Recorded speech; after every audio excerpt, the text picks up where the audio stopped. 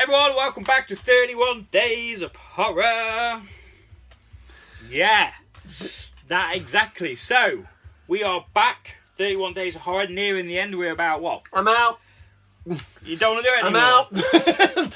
there's what, 5 days left? Something like that. I'm calling it. I'm calling it because of you, my good friend, and your film recommendation tonight. I quit. I'm done. It's a bit of a controversial one. Right, I'd never heard of this. We have just watched Gutterballs, which I thought was called Gutterball and was a completely different film. Yeah. This is not. So I stumbled across this movie a while ago on the old internet. I've been wanting to get a copy, and I finally found one cheap enough. I think I paid £5 delivered, which is an investment because I could sell it today for triple my money by the looks of eBay. I don't want it. So you sell it. Gutterballs. So Gutterballs is a very shock horror low budget movie, directed by a gentleman called Ryan Nicholson, who has worked in the Hollywood for a while doing special effects for like. He's been around. He's been around. So, right, I'm laughing because you just described this as a shock horror low budget movie. I'm struggling to describe it as a movie. Yeah, it's a real weird.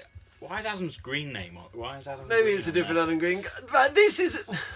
I don't know how to describe it. So it is a movie. There is a loose plot. There is actually a very standard slasher.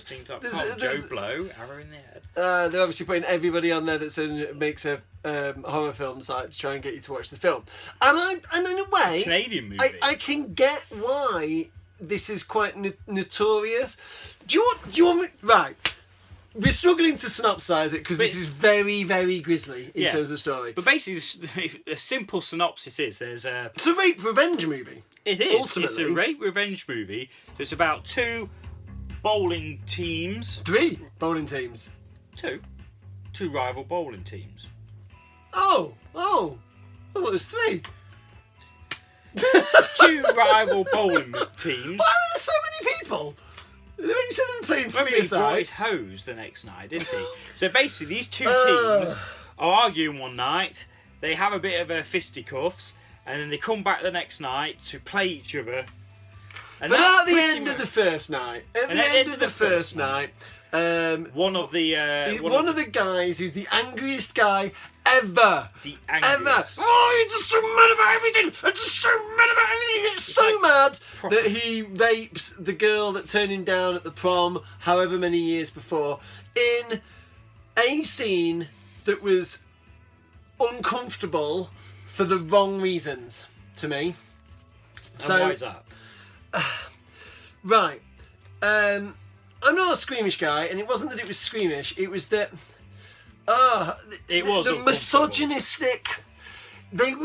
This film is it's a borderline porn movie, and I say borderline as in it crosses the line. It dips its toe. It dips more than its toe. There's a lot of things being dipped. This film could not get released in this country as an 18 certificate, quite simply for the gratuitous sexual content in certain scenes that would be only available in an adult store here. If you don't read between the lines of what's in this film and what I've just said there, then this film is not for you. Yeah. Now, when they play the sexual assault scene, it's not. I reviewed The Nightingale recently. Very uncomfortable, very nasty. In no way is it like played for titillation. Even looking at films like, Last House on the Left or I Spit on Your Grave, they are nasty, brutal scenes. This lingers because it's trying to make you. I wouldn't say it's trying to turn you on, but it's trying to. There's so much porn nudity in this film, included in that scene, that it doesn't feel right for a film that was made in 2008. Yeah, 2008. What? And then this horrific scene sparks everybody going back the next night to have sex with each other and kill each other. Well, that's pretty much. And what did you like about this movie? Practical effects. There were some good practical. There was some clever gore. There was no. The gore was actually pretty stupid. There was some clever deaths. clever deaths. There were I mean, some. the gore was just cheap gore. Some of it was quite gruesome. I think the end. I'm going to spoil one bit because I don't think many people will watch this movie. But there's one scene at the end where a shotgun takes off a head. Oh, that was great! Which I thought so was really good. good. They showed it 3 times from slightly different angles because they're like, yes, we filmed this really well. Best scene of the movie. No, there was what I like some of the dialogue, but basically just this cheap jokes, witty one-liners. There was a few laugh out loud moments. Yeah. Now this film is notorious for being full of profanity. Over 500 f-bombs are dropped in this film. 500 f-bombs. But what was weird is at the beginning we were like, oh, this is annoying. I was but then quite actually, annoyed at the beginning. it kind of just became the way they spoke, and it Yeah. didn't actually stick out. Like in some films, you think, oh, they're trying too hard with the swearing. It kind of just became the way they talked. I liked the reveal at the end. I mean, I won't call it a twist, but I like the fact that they did something a bit different rather than just here's your killer. Because you said at the end you liked the fact that it kind of built up to something. By the end, was somewhat fed up with the characters and somewhat fed up with it. That I was a bit like, I was kind of just waiting for it to end. Yeah. I didn't. The ending itself wasn't bad. It's just it could have come a lot 10 minutes earlier. And it was only a 90-minute movie, but it still felt quite slow. The beginning scenes before it got into the actual second act was about 25 minutes. Yeah, 25 and minutes. that is set not. It's too long. And there were some really graphic scenes in this, which we won't go into. There were 2 deaths in particular. One is gory and graphic, to do with the transsexual character, and I'll let you leave that one for you to find out about. And the other one is the porn scene. We don't talk about that scene. Just there is a death. It was clever and it was funny and it was wrong and it was like, what? When that scene came on, we both looked at each other and was like, is this really on the screen right now? Is this really happening? We were like, there is full frontal nudity of all genders in this, quite explicitly, that you would not see in the mainstream film. It's a perfect nostalgic blend of extreme sex, bloody gore, and gratuitous nudity. It had it. Well, yeah, that's quite right. I don't know if I'd say it's nostalgic. Because, I remember back in the day when everybody was raping and killing. That's all. I guess it was that because it's trying to it's faking that like 80s vibe. It's trauma-y, but even when trauma's at its most misogynistic and you wouldn't get away with it now and homophobic way, trauma still has that sense of fun, even if with modern standards it's kind of an uncomfortable sense of fun. This didn't have fun. I don't think, maybe a bit. I don't think I can admit to it.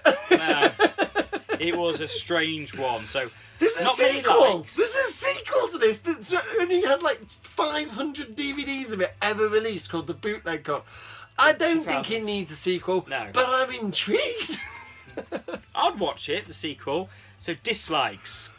Everything else about this film, it was too long, the acting was awful, some of the effects were rubbish, the soundtrack, which was weirdly... The killer design, the sound was terrible, dropping out. It was so poor. It was a trash movie. The thing is, it's so bad, was there enough about it to actually make it entertainingly good? Because it wasn't trying to be a good movie, it was trying to be extreme.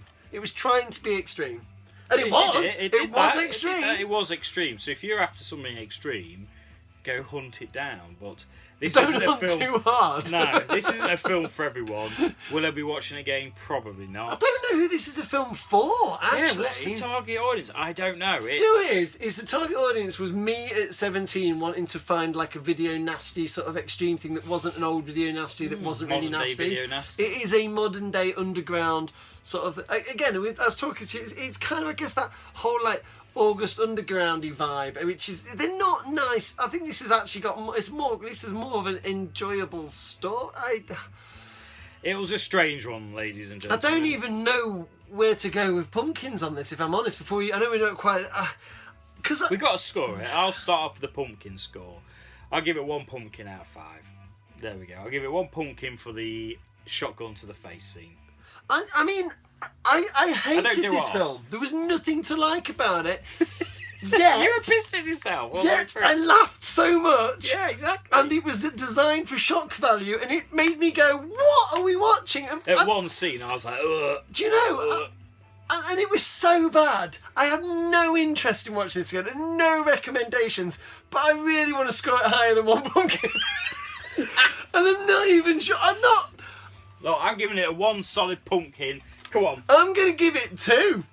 No, I'm not. No, I'm not. I'm gonna give it 1 and a floppy pumpkin. It's after Halloween when it started to rot and fall apart. You know those pumpkins. 1.5 pumpkins. You scored this higher than me. You gave it 1.5 pumpkins. And you like this more than me. I'm sure you were into this. You're like, yeah, I don't know. This is not a good movie. My mind is melted. Stay away from this film. We watched it, so you don't have to. There we go.